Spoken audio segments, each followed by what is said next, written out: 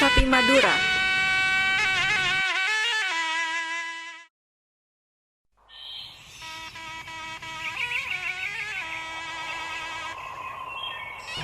Menurut mitos bahwa Pulau Madura tidak berbentuk dan seluas seperti sekarang ini, pada zaman dahulu yang tampak hanya beberapa bagian saja, yang sekarang merupakan puncak-puncak perbukitan di Madura, seperti Gunung Geger di Bangkalan dan Gunung Pajudan di Sumeneb. Untuk menuju Pulau Madura, kita bisa melewati jembatan Suramadu yang menghubungkan Pulau Jawa dan Pulau Madura. Sebagian penduduk Madura mata pencahariannya adalah petani garam. Ini dapat terlihat di daerah pinggir Papas, Kabupaten Sumeneb.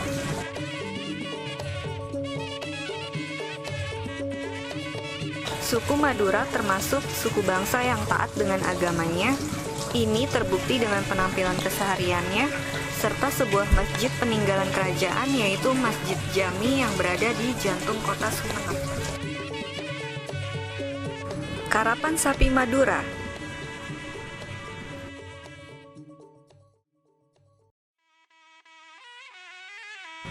Sapi kerapan sebelum bertanding terlebih dahulu dipersiapkan, yaitu sejak dari kandangnya, sapi-sapi sudah diistimewakan. Mula-mula sapi tersebut dimandikan, kemudian diberikan jamu-jamuan supaya sapi kuat dan sehat saat bertanding.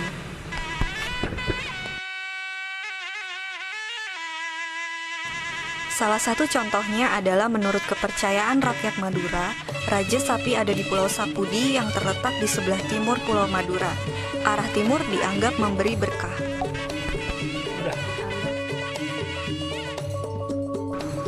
Setelah itu dilanjutkan dengan mempersiapkan peralatan kerap, yaitu kaleles yang berfungsi sebagai tempat joki. Dalam hal ini, ritual-ritual pun dilakukan dengan tujuan untuk keselamatan pada saat kerap. Tidak berlebihan jika karapan sapi menggunakan perhitungan-perhitungan. Perhitungan yang dimaksud yaitu perhitungan pancaroba, yaitu suatu primbon yang memperhitungkan hari mujur dan hari malam.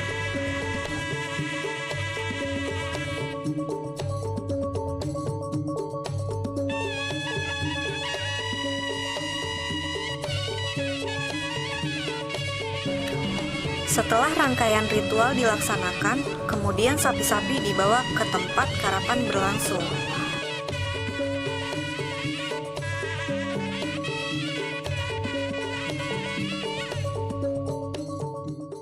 Sekitar abad ke-14, di Sumeneb itu pernah diperintah oleh Tumenggung Wirakrama atau di Polda yang bertempat di berkeraton di Sepudi.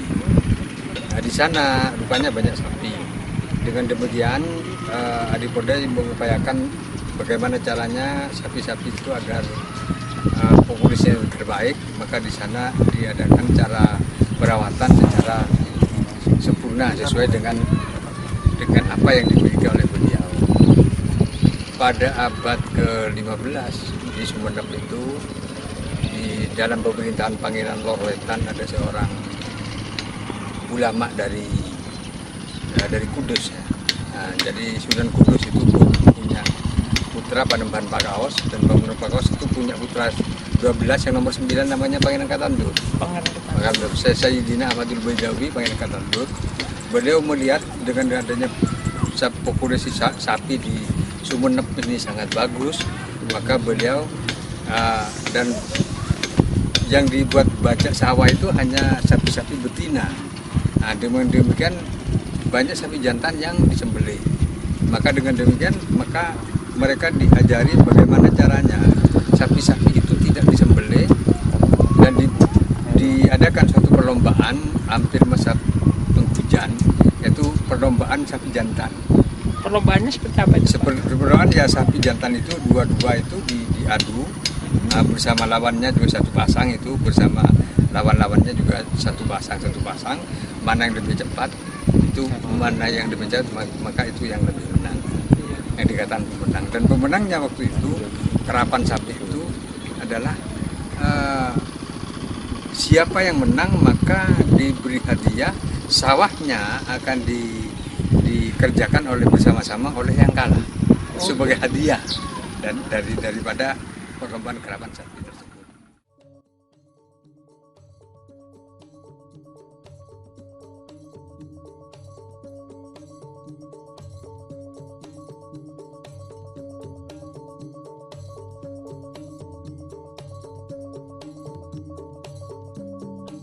Karapan sapi sebagai pesta rakyat berfungsi menghibur rakyat luas. Sebagaimana layaknya suatu hiburan, tentu akan menimbulkan kesan yang dalam bagi masyarakat. Dari kesan-kesan inilah sampai terbawa atau menimbulkan kreativitas mencipta yang bertemakan karapan sapi.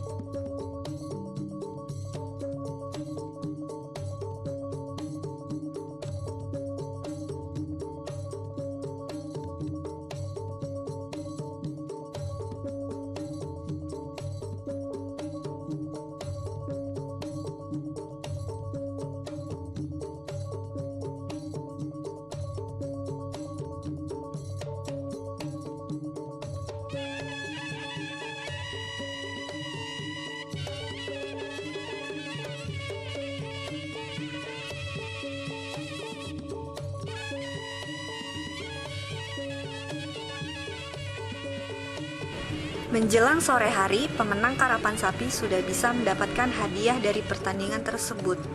Sukacita terlihat dari semua anggota karapan sapi.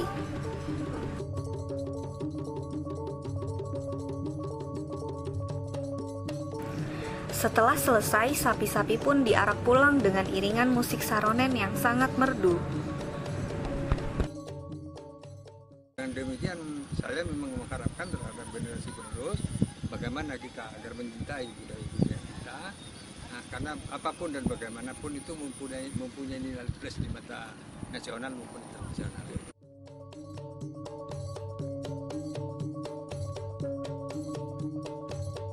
Budaya merupakan identitas suatu bangsa. Oleh sebab itu, budaya harus tetap dilestarikan.